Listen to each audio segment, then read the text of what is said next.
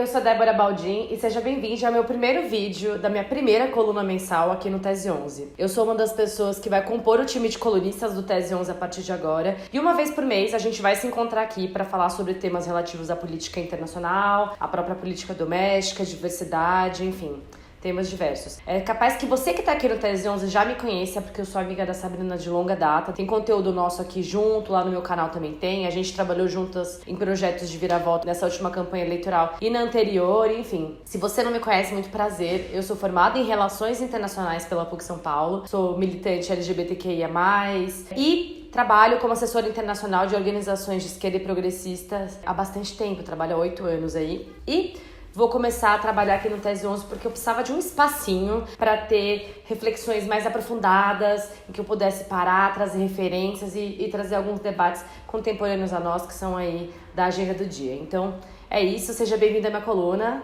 e vamos que vamos.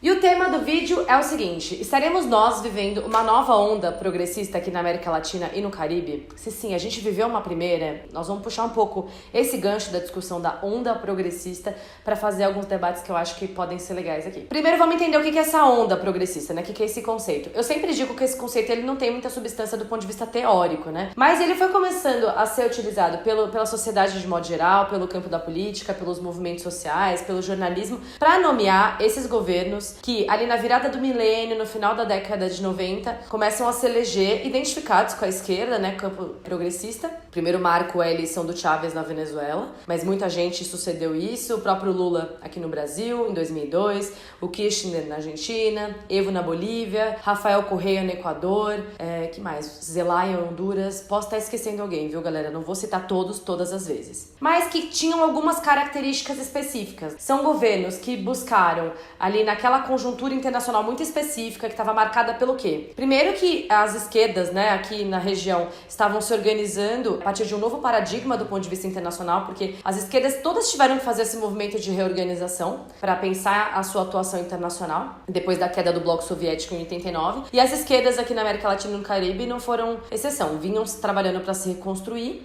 Marcos interessantes dessa construção, inclusive, é, por exemplo, um fato que não é nenhum fato eleitoral, que foi a derrota da ALCA, derrota da Área de Livre Comércio das Américas, que nós derrotamos enquanto região em 2005. Foi um projeto que os Estados Unidos tentou empurrar aqui para nós, que foi de estabelecer essa área de livre comércio entre os nossos países, levando pouco em consideração as nossas profundas assimetrias. Nós derrotamos na Cúpula das Américas em 2005. Esses governos vinham a partir dessa construção muito recente, eu costumo dizer também profundamente nacional, ou seja, experiências muito enraizadas na realidade geográfica de cada país. Não existia um projeto, enfim, latino-americano propriamente de integração, de construção de algo tão substancial, mas existia aquela janela histórica em que governos que, por mais que tivessem diferenças, tinham também muitos pontos de convergência e objetivos em comum, ou seja, existiu essa janela histórica pra gente construir uma integração, né? E esses governos também estavam caracterizados por estarem vivendo um boom de commodities na região, né? Nossa região é basicamente exportadora de commodities em sua maioria.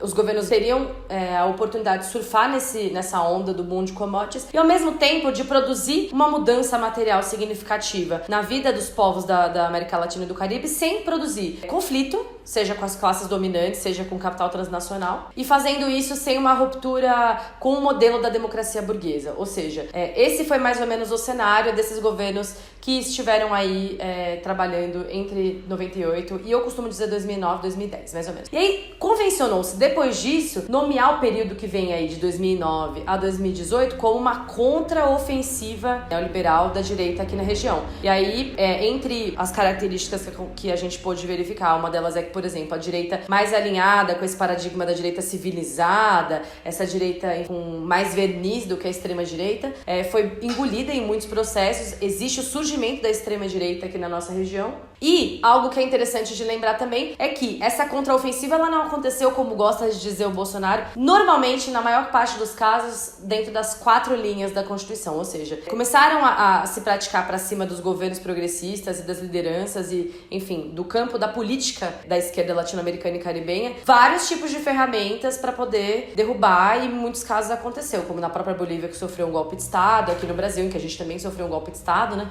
Essa contraofensiva ela não aconteceu dentro quebrando paradigmas constitucionais. Pouquíssimos aconteceram de fato, como é o caso da eleição do Macri na Argentina. A gente tá vendo agora uma retomada de vitórias eleitorais e, na verdade, de reversão de muitos reveses políticos contra várias lideranças do nosso campo, de governos progressistas e de esquerda agora na nossa região. E aí o ponto é, nós vivemos hoje uma nova onda progressista, e o que isso quer dizer? Eu vou dar uma listada aqui de governos que a gente elegeu, né, agora nos últimos anos, muito recentemente mesmo. O próprio Alberto Fernandes se elege em 2018 para 2019, o López Obrador no México, o MAS e PSP com o Luiz Arce volta ao poder na Bolívia um ano depois do golpe. O Chile elegeu Gabriel Boric. O Peru elegeu Pedro Castillo, vamos falar um pouco disso. O Honduras elegeu a Xiomara Castro. A Colômbia elege historicamente o Gustavo Petro. E aqui no Brasil a gente elege o Lula. A gente tá vivendo uma nova onda progressista? O que é essa onda progressista? E aí eu resolvi juntar aqui 3 discussões. E o que é que esse debate de onda progressista traz de bom? Eu acho que são 2 percepções que são importantes aqui para nossa sociedade. O primeiro é o fato de que o debate sobre política internacional aqui no Brasil, ele é muito pouco feito, né? Essas questões internacionais, elas pautam menos a política, né? E não é o caso de muitos outros países. A política externa, por exemplo, nos Estados Unidos, disputa eleição de fato. Aqui, muito recentemente, isso começou a pautar um pouco, mas não determina, né? A gente viu de maneira bem pobre, bem tosca mesmo no período eleitoral, as questões de Venezuela e de outros países aqui da região, como Nicarágua, etc., serem utilizadas para provocar pânico moral, etc. Mas eu acho que essa discussão da onda progressista, se sim, se não, traz esse movimento da nossa região aqui pro Brasil, que, para além de tudo, tem uma dificuldade de se entender como um país latino-americano e de entender o tamanho, o peso que tem o nosso país pra política aqui no nosso continente. E não só, né? Nós sabemos disso hoje em dia. Então eu acho que esse debate da onda progressista faz com que os temas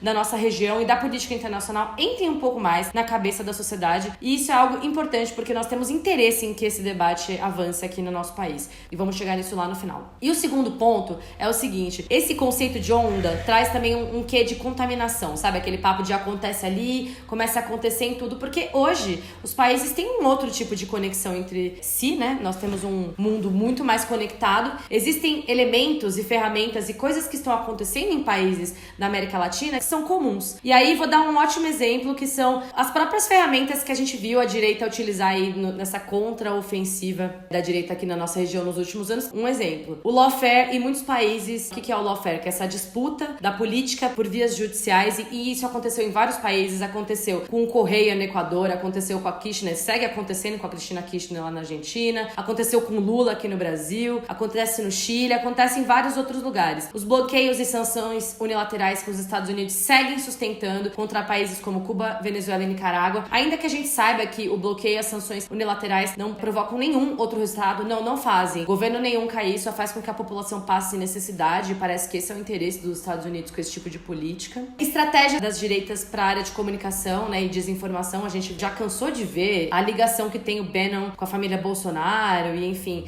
E existem vários outros exemplos durante as campanhas eleitorais, elementos que a gente vê em comum, a utilização do pânico moral, da desinformação, das ferramentas tecnológicas para desestabilizar as democracias, enfim. Então existem elementos de fato em comum e é importante prestar atenção no que está acontecendo ao nosso redor, porque tem tudo a ver. Tanto é que a gente viu a eleição do Lula ser recebida aqui, não só, né, na nossa região, mas aqui foi muito forte isso. Muito interesse, porque a nossa região precisava dessa atenção e precisava se ver enquanto um paradigma regional, precisa de maneira conjunta enfrentar muitos desafios que são comuns. Mas por que esse conceito ele nos atrapalha? Primeiro é que ele tem uma lente que olha estritamente pro eleitoral, e eu acho que quando a gente olha só pra isso, a gente perde todos os outros cenários em que a disputa do poder pelos nossos povos da região estão acontecendo. Assim, é uma coisa meio pobre mesmo. Quer dizer que quando a gente começa a eleger os governos, a onda começa, e aí, quando a gente começa a perder, ela acaba? Perguntas pra gente se fazer. A segunda coisa que eu acho que é problemática é que ela traz essa perspectiva um pouco pras pessoas de que o movimento ele vai inevitavelmente acontecer, sabe? Até porque a onda, né, tá aí, uma palavra que tá pra nomear um fenômeno da natureza, então fica parecendo um pouco que as coisas vão acontecer de qualquer forma porque estão escritas nas estrelas e nas leis da física, e elas não vão. O verdadeiro motor dessas disputas do poder que estão acontecendo muito antes e vão continuar acontecendo mesmo depois, com vitórias ou derrotas do eleitoral, é a luta dos nossos povos aqui na região. E eu acho que quando a gente perde isso de perspectiva, você fica com dificuldade de entender esses processos muitas vezes. E o terceiro elemento, que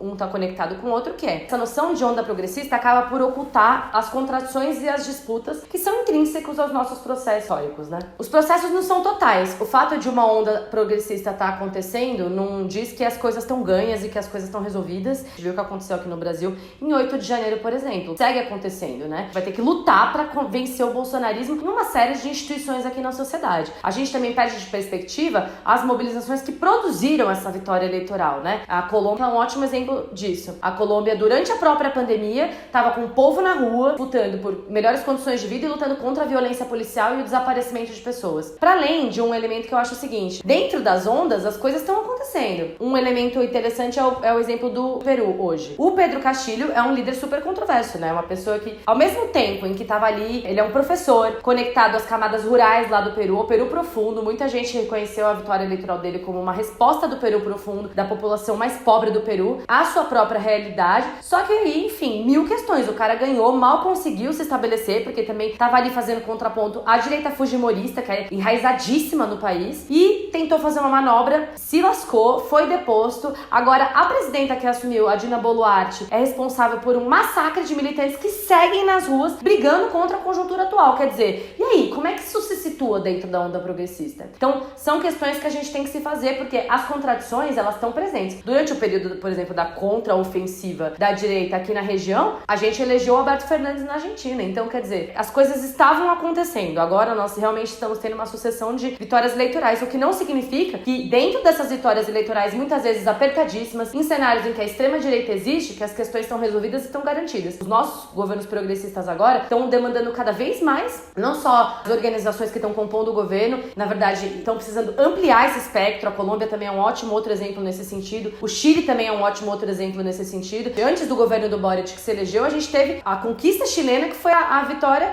Conseguiram, com muita luta nas ruas, produzir essa mudança, ou seja, conseguiram produzir uma constituinte. Agora, ao mesmo tempo, o primeiro texto constitucional foi rechaçado. Então, quer dizer, os movimentos não são lineares e a gente precisa ter essa noção. Nós precisamos conseguir avaliar a conjuntura para além da discussão do eleitoral. E por que o debate da política latino-americana ele é mais necessário do que nunca? Primeiro é bom lembrar que essa questão da integração ela remonta a sonhos antigos aqui da nossa região, remonta a líderes históricos dela como Simão Bolívar, José Martí e muitos outros. Mas para além dessa dimensão ideológica, hoje, primeiro ponto, isso é uma necessidade do ponto de vista da arena global e dos desafios que nós vamos enfrentar nos próximos períodos. Nós sabemos que nós não conseguimos chegar lá. Ainda que o ciclo progressista, o primeiro, tenha reconhecido a importância de integrar e a necessidade, a gente não conseguiu avançar muito profundamente nisso.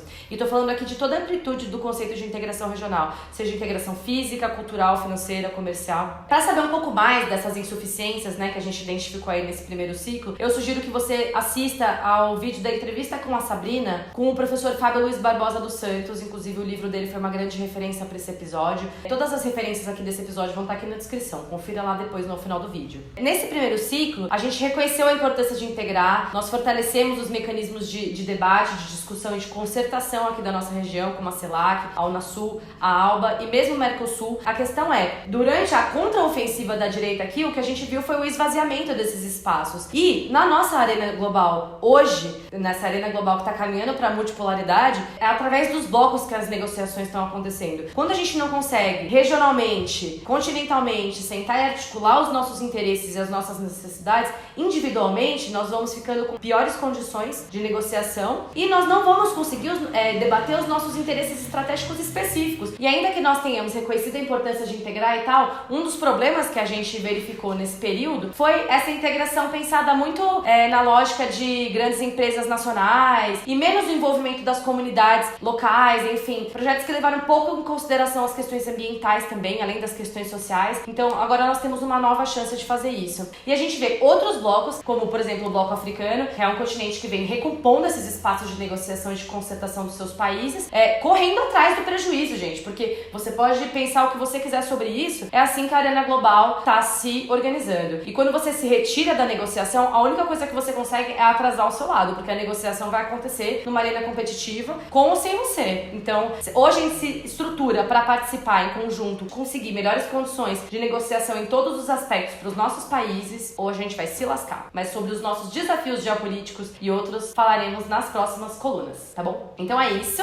Espero que vocês tenham gostado desse primeiro vídeo. Pra me encontrar, você acha aqui na descrição todas as minhas redes sociais. Tô por lá. Instagram, TikTok, Companhia Limitada. Um beijo e a gente se vê na próxima.